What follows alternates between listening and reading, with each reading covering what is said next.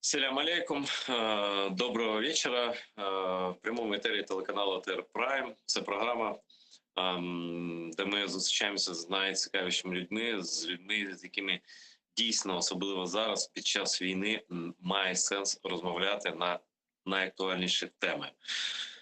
Війна триває на фронтах, триває на фронті, де Збройні сили України боронять нашу землю. Одночасно боротьба тримає в інших площинах, в інших галузях. І не можна не звертати увагу, а навпаки, треба звертати особливу увагу на медійний фронт, на фронт контрпропаганди, на фронт сенсів, на фронт символів тощо. Тому сьогодні я з задоволенням представляю вам мого гостя. Це колись заступник міністра інформаційної політики ще за Порошенка, а зараз поважний медійний експерт, людина, яка розуміється на пропаганді, контрпропаганді, точніше, і на медіа, на сенсах, на впливах медійних. Це Дмитро Золотухін. Салям алейкум, Дмитро. Вітаю, дякую, що запросили.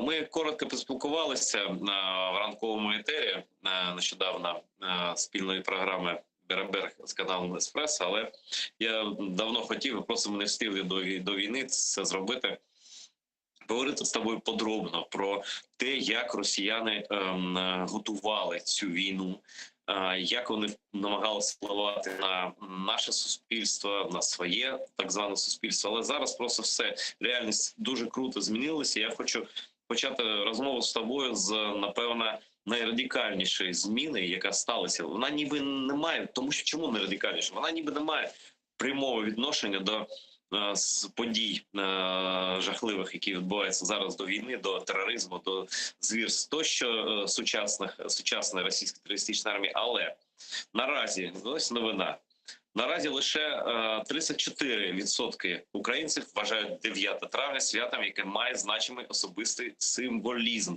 Тобто третина українців, лише третина. І це перелом абсолютної свідомості. І як ти думаєш, про це і взагалі про перелом свідомості в суспільстві, який ти спостерігав останнім часом, що головне, що відбулося останнім часом з українським суспільством, з усіма нами? Цікаве питання. Ти знаєш, я вважаю, що потрібно згадати ті речі, які є на поверхні, і мені здається, що це таке дуже екзотичне вираження таких глибинних процесів, які зараз відбуваються у свідомості українців, які виплескуються в медійну площину, в тому числі через результати такого опитування, що третина українців вважає 9 травня святом. І я в цьому контексті чомусь згадую цю плеяду питань, яка нещодавно пронеслася українськими соціальними мережами стосовно того, які пам'ятники і монументи залишати, які знімати, руйнувати і змінювати. І мова йде в тому числі там про цей скандал в Києві. Ну як не скандал, а суперечку таку досить жорстку стосовно Пушкіна, пам'ятників Пушкіна, Булгакова, найменування вулиць і так далі, тому подібне. І мені здається, що вони дуже важливі, ці процеси. Добре, що вони відбуваються. Але мені б хотілося в цих процесах більше участі експертів, саме експертної сфери в цих процесах, і більше участі держави, щоб держава сама пропонувала якісь рішення, не залишала це на просто волю соціальних мереж. Тому що, на превеликий жаль, ми дуже часто помиляємося, думаючи, що світ і медіа навколо нас, вони і спілкування навколо нас, вони виглядають так, як наша стрічка у Фейсбуці. Наша стрічка у Фейсбуці або в іншій будь-якій соціальній мережі, або наші друзі – це ще не вся реальність. І те, що ми вважаємо, і те, що одобрюють, власне, і те, що вважають наші друзі, що є добрим і що є конструктивним, це не означає, що більшість людей в Україні вважає саме так. Тому це називається інформаційна бульбашка. І в цій інформаційній бульбашці кожен з нас живе. І наша реальність залежить від того, яким чином виглядає ця інформаційна бульбашка. Про що я веду мову? Я вважаю, що коли ми говоримо про питання відзначення 9 травня, про питання пам'ятників Пушкіну, Булгакову та іншим представникам, ну, скажімо так, я не скажу, що це навіть російська культура. Це люди, які ототожнюються з чимось російським, що є для нас зараз все токсично. Так от, коли ми говоримо про такі речі, мова не йде про символи, тому що, власне, це російське суспільство, воно заточене і воно замкнене на символах, тому що це взагалі релігійна секта. І як для релігійної секти, яким є російське суспільство, для них будь-які символи мають ключове значення, мають значення чогось надмірного. Тобто, ну, скажімо, якщо гром гримить, то це значить боженька гнівається. Якщо Путін не вийшов 9 травня до народу, це значить настав апокаліпс. Якщо там немає параду і не пролетіли якісь бомбардувальники, то це значить все, ми все пропали. Тобто символізм для цих людей визначає їхню реальність, визначає їхнє майбутнє. Для українців, на мій погляд, все виглядає з точністю до навпаки. Тобто українцю насправді все одно, встало зранку сонечко чи не встало. Він захотів – почав копати, не захотів – не почав копати. Чому я це кажу? Я вважаю, що проблема не в 9 травня і не в пам'ятниках і монументах Пушкіну і Булгакову. Проблема в тому, які ми сенси, які контексти ми вкладаємо в ці речі. І саме тому от для Дня Перемоги є дуже крута рамка, яку Україна як держава останнім часом, останні роки, вона її імплементує. Вона називається це свято примирення, не свято примирення, День примирення 8 травня під слоганом «Ніколи знову». «Ніколи знову» – це формула, яка була порушена. Тобто це як Борис Джонсон, прем'єр-міністр Великої Британії, сказав, що це наша спільна помилка політичних лідерів західних країн. Він це сказав, ось буквально вчора, здається, був виступ Зеленського в парламенті, і після Зеленського виступав прем'єр-міністр Великої Британії Борис Джонсон, який підкреслив, що те, що сталося, це порушення цього принципу «ніколи знову». І це фейл, це помилка усіх європейських політичних лідерів. І це слова не українця, це слова прем'єр-міністра Великої Британії. Так от, для Дня Перемоги, який безперечно є важливим, в тому числі для українського народу, тому що саме український народ пожертвував більш ніж 8 мільйонами життів для того, щоб перемогти нацизм і гітлерівську Німеччину, я вважаю, що цей день важливий. І треба думати про те, що робити в цей день, тому що це важливо пам'ятати його. Питання в тому, в якому контексті ми його будемо пам'ятати. Наприклад, насправді війна ж закінчилася не 9 травня, а 8 травня. Ну так. І весь світ підкреслює це відзначенням Дня миру, насправді, тому що це день не війни, це день миру, перший день, коли настав мир. І це день, коли кожна притомна людина каже «ніколи знову», тому що ж ми не хочемо, щоб це повторилось. Що роблять в цей момент росіяни? Вони святкують 9 травня, вони кажуть «це день нашої перемоги», і вони кажуть «можемо повторити». І в цьому і є, власне, відмінність. Тобто, коли ми питаємо людей, чи вважаєте ви, що треба відзначати 9 травня, ми задаємо абсолютно не те питання, тому ми отримуємо цифри, оці 30 чи 34%, це, на мій погляд, виглядає як там, Петька прибори, 300, що 300, а що прибори? Тобто ми не знаємо, що стоїть за цією цифрою. Якби ми питали, скажіть мені, будь ласка, ви хочете повторити, ви хочете «можемо повторити», чи ви хочете «ніколи знову»? І якби люди відповіли, то ми б мали об'єктивну картину. Абсолютно ти маєш рацію. Дмитре, ти маєш абсолютно рацію. Я хочу тут підкреслити одну річ. Так? Тобто зараз святкування разом, просто тут треба визначитися. Тобто це 8 і 9 травня, це було як два стільчика, так? На яких сиділа наша держава. Так? Довго намагалися сидіти, типу там не розпалювати конфлікти всередині суспільства. Ми і так там різні. Зараз ми не різні вже, і це показує соціологія ставлення до Росії, до всього. І тут потрібно виходити і зі ставлення до Росії. Це святкувати разом з ними чи святкувати разом з нашими союзниками. Тобто тут цілком зрозуміли сенс. Це то питання не в Другій світовій війні, там ні в чому цьому. Це вже інші сенси. Все змінили. Мені здається, що те, що влада наша досі не визначилася і не сказала, ну все, ми просто не будемо святкувати разом з ворогом. Все, святкуємо з Європою, з Заходом. Тим більше, що день капітуляції Німеччини нацистської, яку ми перемогли, українці в тому числі, так. Значить, це 8 травня і крапка. Мені здається, що суспільство, ну, через війну, звісно, великою ціною, але суспільство швидко випередило владу, ну, в цілому владу. Я кажу так, я не розділяю зараз на могилки, там, на персоналі, просто треба це проголосувати і поставити крапку. Як і питання РПЦ в Україні теж вагаються. Вже люди самі для себе вирішили, що ця церква ворожа. Ну, більшість вирішила. І, в принципі, знаєш, та кількість людей, яка вагається, вона дивиться на владу, насправді. Ну, це такі люди патерналістського типу, так? Чи не здається тобі, що все-таки принаймні в двох цих питаннях, ну, треба просто законодавчу крапку поставити і йти далі воювати? Ну, я не знаю. Я вважаю, що зараз є вікно можливостей, в яке можна це все зробити, але от щодо першого питання, я б хотів наголосити, що ми можемо втрапити в ще одну пастку, коли ми ведемо таку риторику, що все, що завгодно, аби не російське. Якщо росіяни святкують якийсь, не знаю, день зварщика або день доктора, і він це інше, я не погоджуюсь. Ні, чекай, я просто для прикладу, якщо він припадає на той самий день, що і Україна, я не хочу їм це віддавати. Але якщо ми говоримо, що ми святкуємо 8-го, чи не святкуємо, відзначаємо 8-го, бо це не свято, це день скорботи і день відзначення. Ми відзначаємо 8-го не тому, що ми не хочемо бути з Росією, а тому, що ми вкладаємо в свій сенс, тому що наш сенс – це ніколи знову, немає повторення цьому. І саме 8 травня є вираженням того сенсу, який ми вкладаємо.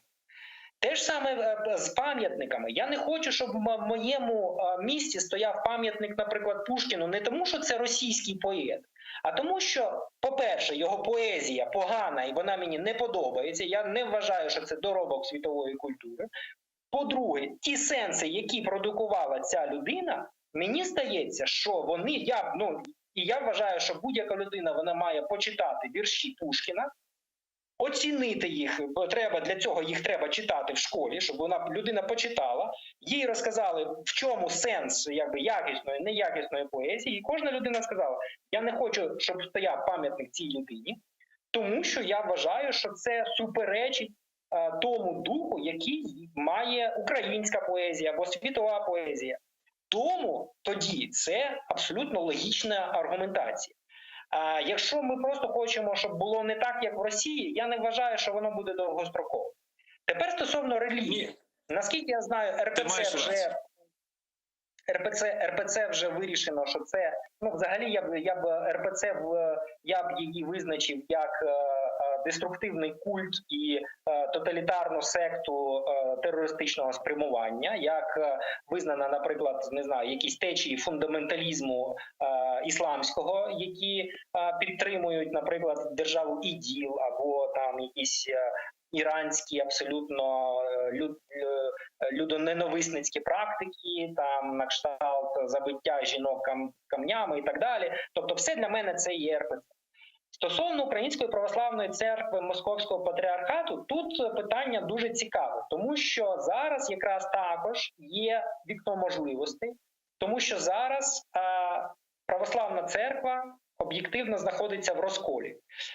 Патріарх Кирил, який зараз на сторінках світової преси, тому що була ось же нещодавно інтерв'ю папи Франциска, в якому він сказав, що він спілкувався з, як він каже, братом своїм во Христі патріархом Кирилом, який Кирил розповідав півгодини, йому розповідав якісь 4 позиції, з яких я вам зараз покажу на карті, з яких должна була бути атака.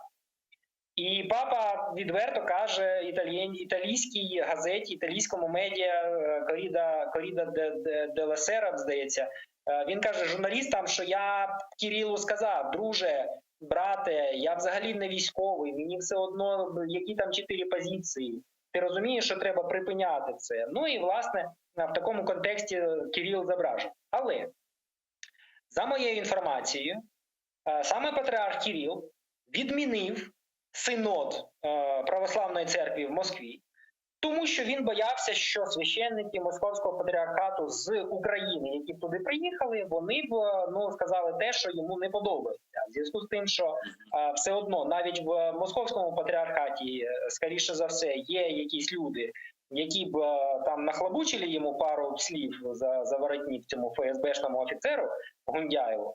Я вважаю, що він саме тому і переніс синод, тому що не можна було допустити, щоб приїхали якісь українці і навчали патріарха Кирила жити.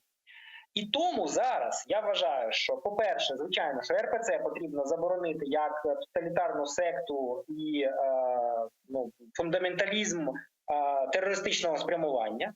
Що стосується Української православної церкви Московського патріархату, потрібно дати всім людям, і священнослужителям, і прихожанам картинку майбутнього Української православної церкви канонічної, яка, власне, яку благословив Варфоломей, в якої є Єпіфаній, в якої є настоятель. Будь ласка, треба дати людям можливість спокійно залишити свої гріхи за спиною і відмолити їх в складі Української православної церкви, допомагаючи Україні перемогти і відновлюватися. Тому тут також не треба виплескувати дитину з водою, і поволі, власне, всі, знову ж таки, і майно Української церкви Московського патріархату, і всі священнослужителі, вони мають бути навернуті в правильну, канонічну. Так, Дмитро, крім тих, які злочинці, зрозуміло, так? А так, ти абсолютно маєш рацію в тому, тут ситуація, вона подібна з 9 травня. Тобто тут потрібне рішення держави, парламенту, а потім процес піде дуже швидко, бо люди зрозуміють, і прихожані не будуть вагатися. І це моя думка. Я думаю, що держава все ж таки має дати орієнтири частині суспільства, принаймні, а більшість вже визначилися. Але я хочу, знаєш, тільки тобі уточнити в тебе твою думку. Ось, наприклад, ми ж зараз вже йдеться раніше, йшлося майже виключно про боротьбу з радянськими символами. Зараз йдеться про боротьбу вже з російськими символами. Але є ще й, більш загальна річ – це колоніальні символи колоніалізму. Тобто, на мій погляд, має йтись про деколонізацію нашого і пам'ятників, в тому числі, назв, топоніміки тощо. Я приклад наведу дуже яскравий, дуже такий, тут Булгаков відпочиває взагалі. Це пам'ятник Катерині II в Одесі. Ось, знаєш, я не знаю, що буде там колись, якби був мир, хтось там якось голосував, яка там більшість була, там опитувань тощо. Я просто кажу свою думку. Я я кримський татарин. Для мене це вбивця мого народу. Це засновниця геноциду кримських татар, який триває досі. Всі це не засновники Одеси. Одесу заснували не вони. Одеса – це не Одеса. Це місто, яке там тисячі років до неї було. І це просто брехня відверта. Це перше. Друге, ці засновники ніби Одеси, вони кати кримського народу. Просто реальні кати. Так? Тобто вони знищували я не буду там розписувати все, що вони робили. Це було знищення і початок геноциду, який досі триває, підкреслюю. Так само. Просто вони так, знаєш, за словами про братський народ, вони приховували те, що Катерина II, вона ж поклала кінець, вона знищила вольницю українську повністю і кінцево. Тобто вона знищила волю, свободу двох народів, корінних народів України, Крим і українців. Так? І ось цей пам'ятник стоїть. Наприклад, я не знаю, яку художню цінність він там має, немає. Мені пофіг, яку художню цінність пам'ятник Гітлеру. Якщо, припустимо, я єврей, мені пофіг там, я перепрошую таке слово, хто там вояв цього фюрера. Так? Для мене це причинно-наслідковий зв'язок просто прямий. Вона почала знищувати кримських татар українців, і це триває досі. І Путін є її просто наслідником ментальним. Так, ну тобто зачищає властвує. Так, і що обговорювати це з усіма? Чи може просто на базі того, що ну принаймні для кримських татар це просто пряма образа і прямий символ знищення і геноциду, просто взяти і скласти рішення, якісь критерії там запровадити законі, щоб на законних у підставах просто прибрати цей монумент, не прибрати, а зруйнувати, бо все прибрано повертається, як ми вже мали досвід. Я б хотів сказати два аспекти, які, на мій погляд, дуже важливі в контексті того сюжету, який ти навів. По-перше, наратив про деколонізацію України, він є дуже правильним. І зараз я бачу, наскільки багато в міжнародній експертній спільноті, в пресі і в інтернеті починає з'являтися матеріалів, які саме стосуються питання імперії Росії як імперії і її колоніальної політики не тільки стосовно України, а стосовно всього світу. І цей наратив, він є в сфері експертів в контексті історії, вивчення історії, в контексті вивчення політики, в контексті вивчення взагалі співжиття на цій планеті. І саме так потрібно розглядати боротьбу, в тому числі культурну боротьбу України за деколонізацію України, тому що Україна, відповідно, була колонією Російської імперії, і колоніальна політика, вона знищувала і працювала все українське, і не тільки українське, але і кримсько-татарське, і інші релігії, в тому числі, і православну релігію, і греко-католицьку релігію, і все це було елементами саме тиску з центру, з державного центру імперії Російської по відношенню до культур і вірувань на цій території. Друге, що б я хотів сказати. Коли ти говориш, що держава повинна вирішити всі ці питання, зробити закон і все це прибрати, ми знову ж таки потрапляємо в пастку. Тому що, з одного боку, ми говоримо, що держава в контексті колоніальної політики для України була завжди ворогом.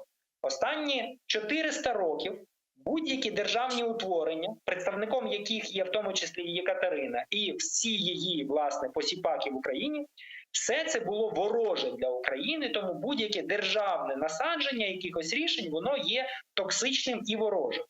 Це треба підкреслювати, тому що багато дуже соціологічних досліджень і експертних досліджень підкреслюють, що українці всередині себе, не тільки українські, а й кримські татари, люди, які були постійно під гнетом і під пресингом державних утворень, якою була імперія, вони ненавидять державу як таку. Це означає, що будь-які рішення, нанесені згори, вони будуть сприйматися за визначенням як погані, як намагання когось там запресувати, як намагання щось зробити через голову когось.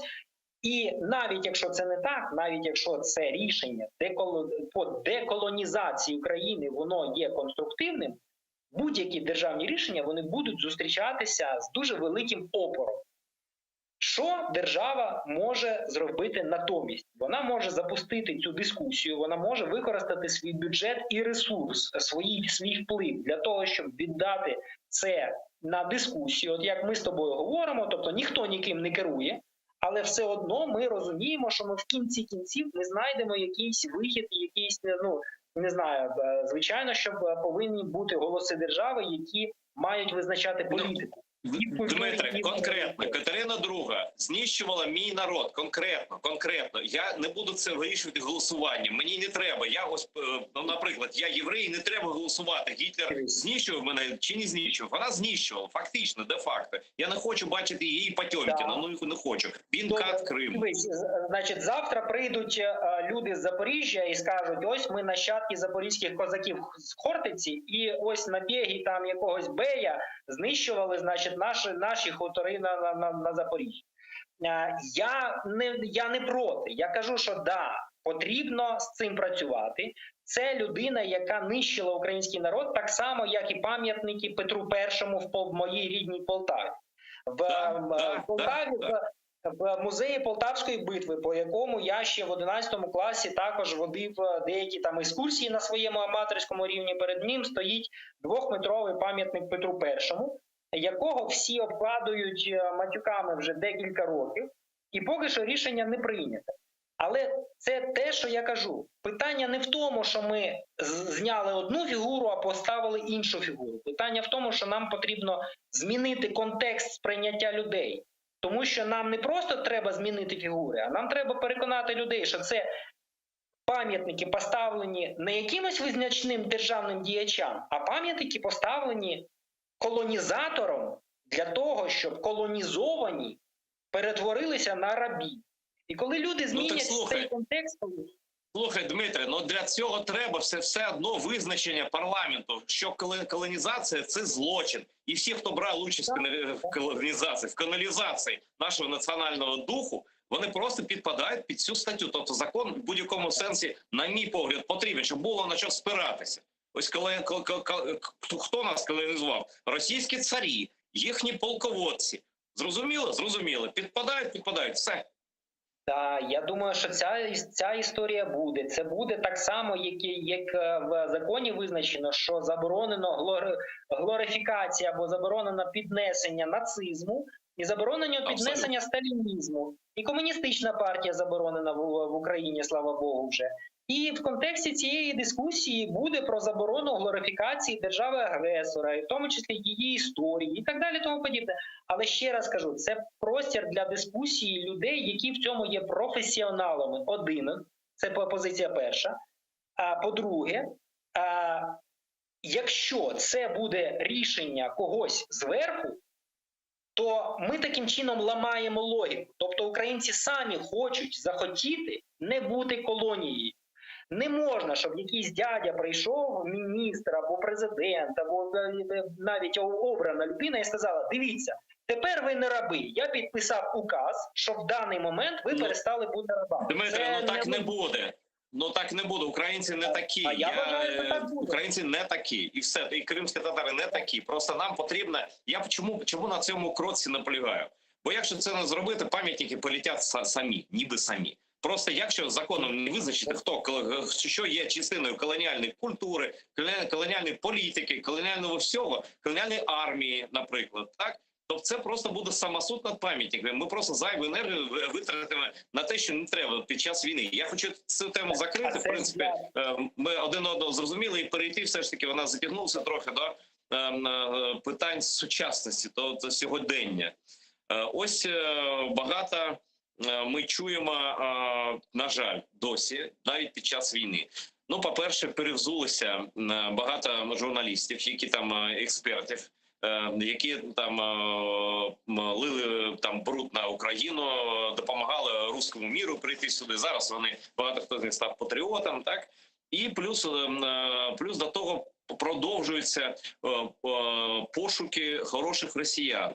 Від хороших росіян вже просто лопається YouTube, лопаються телеканали наші. І що це за манія така? І навіщо нам треба зараз питати порад, чи там, ну я не знаю, там думку, якусь там думку цікавиться? Ну я не уявляю собі. Тобто йде війна на знищення, так? Ну, якби там, я не знаю, там в Америці під час війни, там під час висадки десанту, чи там просто після Перл-Харбору запрошували якихось японських експертів, там навіть вигнані, там чи німецьких експертів, думку їхню там дослуховувалися. Там ось, а що ви скажете нам? А то ми не розуміємо, ми тут нерозумні такі сидимо. Да? Ну для мене це образа. Я не знаю, це не заборониш, напевно. Але цей вплив російський, він просто з іншого боку зараз заходить. Ну, як пояснити людям, от ти просто, може ти бачиш якісь інші загрози російського впливу досі, може акцентуюся не на тому. Просто ти як людина активний спостерігач, а не як я, да? Можеш сказати, що з російських наративів залишається з нами і чого нам треба позбавитися просто для того, щоб ефективніше допомагати в тилу Збройним силам України, бо більшого від нас зараз, чесно кажучи, не потрібно. Давай по порядку. Значить, по-перше, журналісти і ведучі, здебільшого, які в тому числі зараз мількають так в спільному марафоні телевізійному, які раніше працювали на телеканалах, що належали Віктору Медведчуку. Згадуючи цей вислів, якби скоро там День перемоги, і треба, я думаю, один раз можна його згадати: ніхто не забит, ніщо не забито. Тому всі ці люди, які, власне, їхні дії задокументовані, я слідкую, в тому числі мої колеги з громадської організації «Детектор Медіа», вони ведуть цей літопис, вони фіксують ці речі, коли люди абсолютно на голубому глазу підтримували наративи російської пропаганди в Україні. Я, наприклад, кажу про історію з так званими американськими біологічними лабораторіями, яку показали спочатку усі телеканали Медведчука, а потім показав 1+1, який також частково належав Медведчуку. Я говорю про ведучих, які запопадливо їздили на прес-конференції до людини, яка вважає себе президентом, Лукашенка, і говорили, що тут згляньтеся над нами, тут не всі такі упораті, тут є хороші люди, які люблять Білорусь і так далі, тому подібне. Всі ці люди, всіх ми їх пам'ятаємо. Мені дуже прикро, що керівництво єдиного марафону вирішило пускати їх в ефір. І я вважаю, що це не повинно так бути. І, відповідно, є журналісти і медіаексперти, які з цим борються. Однак, і переходячи до другого питання, я дійсно бачу, що саме представники окремих телеканалів в цьому єдиному телемарафоні, вони намагаються залучати в телеефір спікерів російського походження, які, звичайно, мають там опозиційні якісь реляції, вони кажуть, який Путін поганий, але, ти правий, що це, власне, люди, які, найперше, це росіяни. Це представники народу, нашого ворога. Це не означає, що не з усіма треба там порвати всі зв'язки, але я вважаю, що їхнє надмірне паблісіті в українському медіапросторі, воно надлишкове. Не треба цього робити. Нам не цікава їх думка стосовно того, що вони думають про майбутнє Путіна. Я підозрюю, що люди, про яких ми говоримо, тобто ведучі і редактори, яких запрошують їх в український ефір, вони таким чином вважають, що вони показують іншу сторону Росії і таким чином борються з тим же Путіним. Вони показують, що Путін не має монолітної підтримки. Скажімо так, я б подискутував, я розумію цей наратив, я б з ним подискутував, але менше з тим це простір для дискусії. І повертаємося до ключового питання, про яке ти сказав, це цей наратив «хороші русські». Я дуже ретельно працюю на цьому напрямку, я вивчаю можливості. І мені, скажімо так, мені дуже важко пояснити свою точку зору, тому що я не думаю, що ти її підтримаєш, і не думаю, що нас підтримують багато глядачів. Я вважаю, що термін і наратив «хороші русські» зараз найбільше просувають європейські політики і європейські експерти. Це люди, які формують процес прийняття рішень в Німеччині, у Франції, в Великій Британії, в інших країнах Європейського Союзу, які не в змозі усвідомити, що настала червона лінія, що перейдена ця червона лінія, і Росія, як cancel culture, культура відміни в західному просторі, культура відміни зараз має бути застосована до всього російського. Справа в тому, що в Євросоюзі і в Великій Британії живе величезна кількість росіян. Вони зараз дуже активно себе ведуть, протестуючи проти війни і збираючи допомогу Україні. Це реальні гроші, вони реально надходять, їх потрібно відслідковувати, щоб всі ці гроші надходили до України. Але я вбачаю, що з наративом «хороші русські» потрібно боротися трошки іншим чином. По-перше, з моєї точки зору, для мене не існує хороших русських, поганих русських. Для мене існує мертві русські і ті русські, яких я можу використовувати для досягнення інтересів України і для просування українських інтересів. Якщо хороші русські не просувають інтереси України, або вони не артикулюють інтереси України, значить вони не хороші, вони мають бути мертві. Питання в тому, що зараз ми самі не в повній мірі розуміємо, яким чином нам вибудувати свої інтереси в подальшому спілкуванні, в тому числі з представниками країн Європейського Союзу, які постійно залишаються власне в полоні тих наративів, що треба зараз примиритися і ми поновимо бізнес з Росією, тому що ти ж розумієш, що величезна кількість народу чекає, коли Путін все ж таки зглянеться і перестане запускати свої ракети, і можна вже буде відкрити з ним торгівлю знову. Купувати в нього газ, купувати в нього нафту і так далі. І саме всі ці люди, які мають ресурс, скажімо, давай конкретно, компанія Total, світовий виробник нафти і газу, світовий виробник нафтопродуктів, який, власне, не приховує того факту, що 80% його статків формуються саме завдяки російських активів, саме завдяки видобутку газу і нафти на території Росії. Компанія Total, світовий монстр, не може відмовитися від Росії. Даремно їх можна або знищити, або просто намагатися їх знищити таким же чином, як ми намагаємося знищити російську армію, або прийняти той факт, що вони не відійдуть від своїх бажань заробітку. Для цього потрібно більш складним чином відноситися до просування наших українських інтересів. Зараз, наприклад, нашим інтересом є повне ембарго нафтове стосовно Росії. Нам потрібно знайти інструменти, яким чином це ембарго імплементувати. Якщо в нас не виходить політичним чином це ембарго імплементувати, треба шукати, яким чином максимально обробити доставку нафти до споживачів в Європі, і в Китаї, і в країнах Близького Сходу, і Америки в тому числі.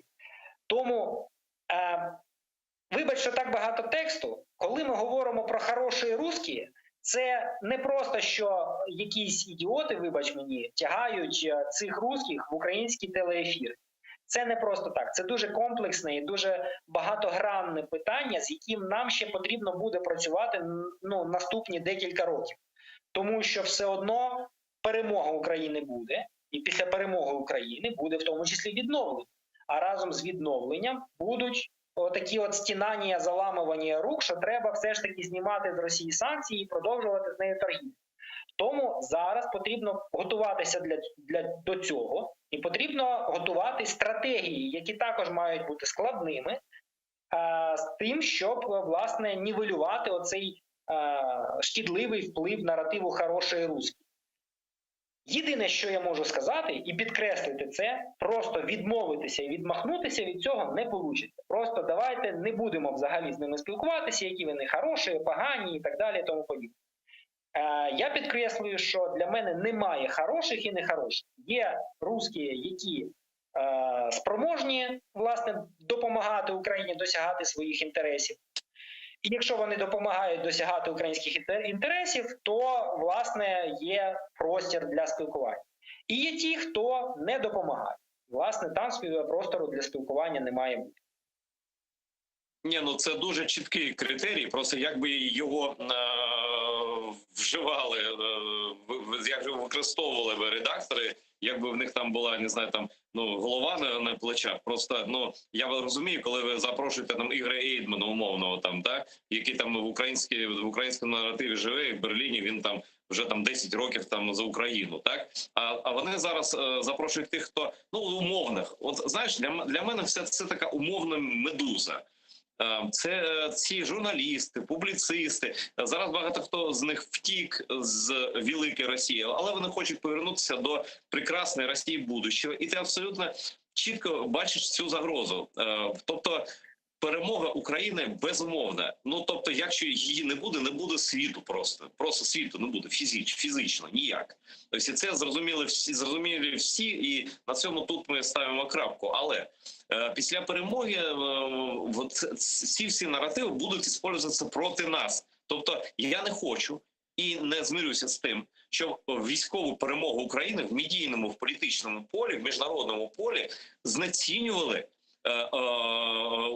ось я не знаю, як навіть правильно сказати, ну використовували цих манекенів прекрасної Росії будущого. Тобто нам треба боротися з ними і в очах міжнародної спільноти так само просто зараз. І пояснювати, що це, давайте так, якщо вони кажуть щось на підтримку України, нехай.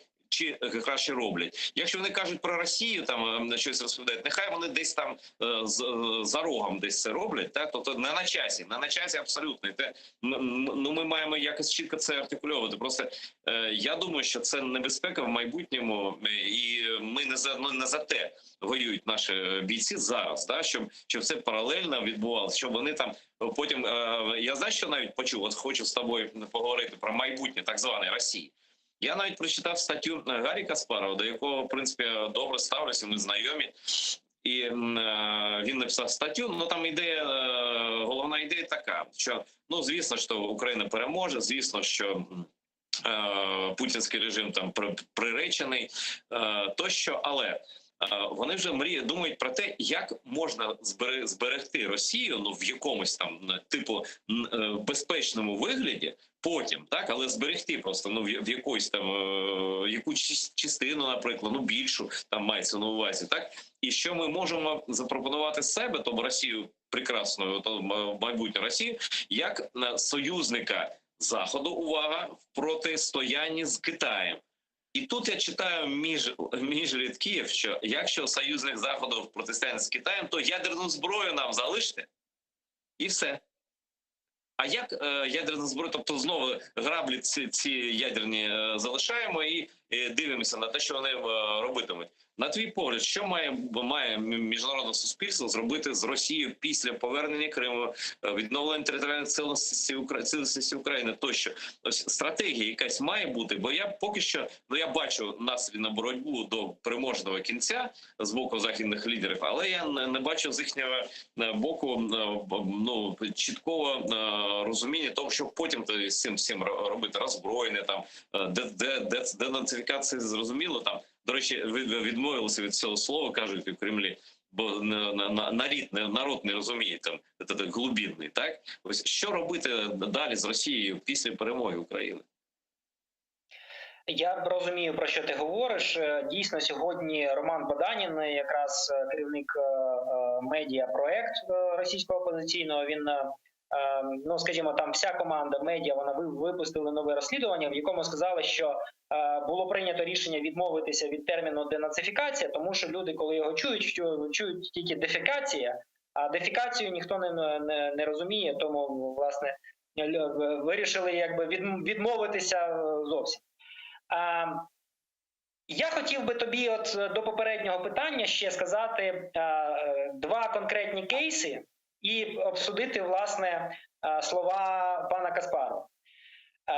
Коли ми говоримо, наприклад, про російські медіа, про ту ж «Медузу», там згадаємо, та, наприклад, «Ехо Москви», то я повністю тебе підтримую. В мене немає жодних ілюзій, що вони так само завзято іноді просувають російські кремлівські наративи в інформаційному просторі.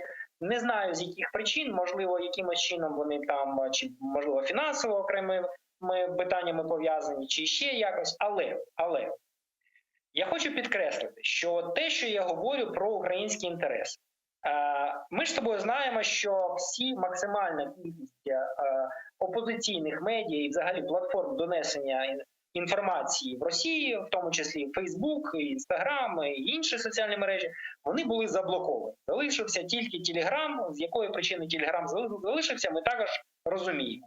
Ні, ще працює все. Мені з Росії розповідають люди, які підтримують Україну, які нам допомагають, насправді, реально, насправді хороші, справжні, але вони навіть росіянами себе не вважають, що там все вільно, поки що все вільно, можна все, будь-яку інформацію отримувати.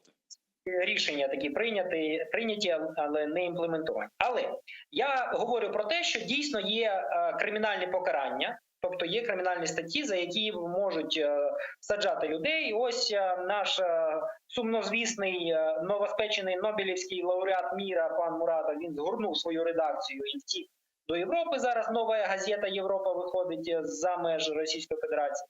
Але я чому це підкреслюю і кажу? Десь 2 тижні тому принаймні 4 з відомих мені опозиційних російських медіа синхронно вийшли з матеріалами про різанину в Бучі, про геноцид українців в Бучі, з конкретними кейсами, конкретними історіями, з підтвердженнями, фотографіями, да, зі зміненими іменами, але всі ці російськомовні видання, практично єдині в російськомовному просторі, вийшли з історіями про Бучу. Тобто, що я маю на увазі? Коли ми говоримо про «Ехо Москви», про «Медузу», про «Нову газету» і так далі, тому подібне, я підтримую твою точку зору про те, що да, до них є дуже велика чисельність запитань. Але в період війни це єдині можливі платформи донесення більш-менш такої інформації антивоєнної до російськомовної аудиторії, в тому числі на території Росії. Тому, ще раз підкреслюю, що для мене має значення, просуває мої інтереси, тобто українські інтереси, я маю на увазі про інтереси, які ми хочемо застосовувати в комунікаціях, в тому числі з російською аудиторією. Тобто, виконуються мої інтереси цими людьми чи не виконуються? Це не тому, що я комусь можу давати завдання, а тому, що я хочу, щоб росіяни читали про те, що вони вчинили з мирними людьми в Бучі. Якщо вони це читають, нехай вони це читають і хавають. Якщо їм дають опозиційні російські видання це читати, то я їм маю бути вдячний, казати, що да. Тепер щодо питання про Каспарова і стосовно стратегії. Звичайно, зараз я вже бачу, як люди дуже завзято готують сценарії, коли вони прийдуть до влади. Ходорковський повністю впевнений, що коли Путін помре, що він буде балотуватися на посаду президента Росії, можливо, там якось навіть її захопить. Нехай захоплює, нехай потім його звідти, значить, як вже шуткують про те, що буде революція февраля 17-го року і революція октября 17-го року. Прийде спочатку перехідний уряд, перехідне правительство, а потім новоспечений Ленін, значить, змістить новоспечений уряд з новою революцією в Росії. В Україні є вже матеріали, які розроблені українськими експертами стосовно картини нашої перемоги. До неї входить в тому числі денуклеаризація Росії. Це означає, що вся ядерна зброя російська має бути знята з бойового чергування. Туди на всі об'єкти мають зайти наглядачі, спостерігачі, експерти МАГАТЕ, для того, щоб прослідкувати, щоб максимальна кількість бойових ядерних елементів була знята. Те, що можна було переведено в мирну, власне, інфраструктуру ядерної електроенергії, те, що не можна, повинне бути якимось чином утилізоване або забране так само, як воно було забране в 94-му році з території України. Денуклеаризація і демілітаризація – це дві складові абсолютно необхідні для майбутнього Росії. Це означає зниження бюджету на оборону з 6% ВВП, як зараз, до щонайбільше 2%, а то й 1%. Вся решта грошей повинна піти, по-перше, на репарації відновлення України, по-друге, на відновлення Росії самої, тому що там варвари живуть, там люди, які, вибач, ми ж це бачили на окупованих територіях, там люди, які не можуть в туалет нормально сходити, вибач, що в ефірі такі кажуть. Це люди, це просто звірі, це люди, які не вміють, власне, користуватися туалетом, вибач. Тому, дійсно, ці всі кошти повинні були бути зняті з статей бюджету, які витрачаються на ракети і ядерний арсенал, вони мають піти в цивільний сектор. Окрім Дмитре, я перепрошую дуже. Дмитре, просто новини в нас, і мені сказали, що ми з тобою вже перетягнули. Надіюсь, що не останнє наше спілкування. В принципі, свою думку ти сказав. Дякую тобі, що долучився. Дякую дуже Дмитру Золотухіну, дякую нашим глядачам. Все, більше не займаю часу, не марную час. Новини.